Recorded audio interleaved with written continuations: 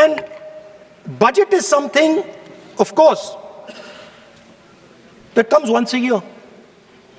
But in parallel to the budget, something new has happened. The US deal. We have made a deal with the United States. Now, one thing I'd like to make very clear, and this is something that is not well understood. In a contest between the United States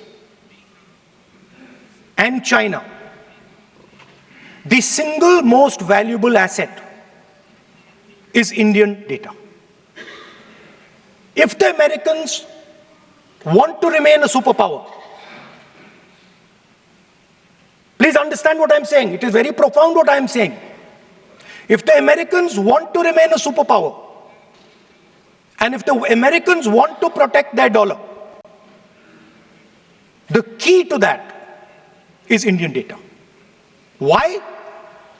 Because the Chinese have a data pool of 1.4 billion people. And you can take European data, you can take African data, you can take American data, add it all up. It does not compete with Chinese data. So the real fight that is taking place, I'm saying what is our strength? I'm saying if India is going to go to the table, then what do we put on the table? What do we say? Listen, this is what we put on the table. And what we put on the table, it's beautiful. What we put on the table is our people.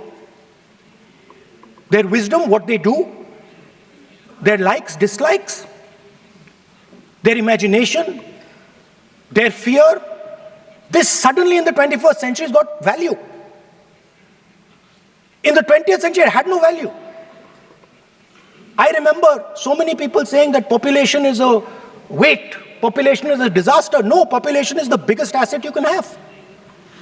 It's a strength. But it's only a strength if you recognize that data is important. Now, what is surprising to me? What happened in the deal? If the India alliance was negotiating with President Trump, I will tell you what we would say. The first thing we would say is, President Trump, the most important thing in this equation is Indian data. You want to protect your dollar? You want to protect your dollar? We are your friends. We appreciate you. We want to help you protect your dollar. But please remember that if you want to protect your dollar, the biggest asset that can protect your dollar is lying with the Indian people. First thing. Second thing we would say, President Trump,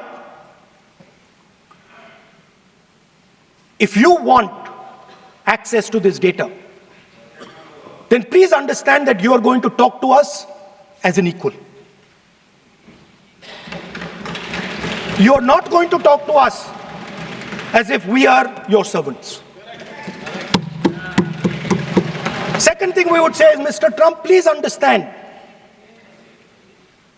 that our energy security is our energy security. And no matter what happens, we are going to protect our energy security. And the third thing we would say is, President Trump, we understand that you have a voter base, agricultural voter base. We understand that you need to protect your farmers, but we will also protect our farmers. But the main thing I'm saying is that an India alliance government would go there and say, data is our biggest strength.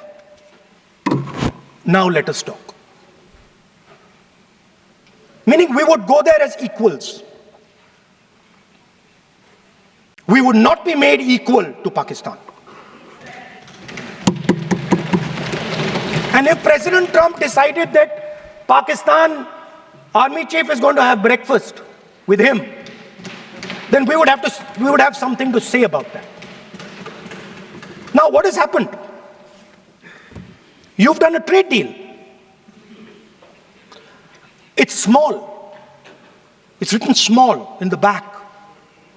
Now, let me tell you what is written about data. Our most valuable asset,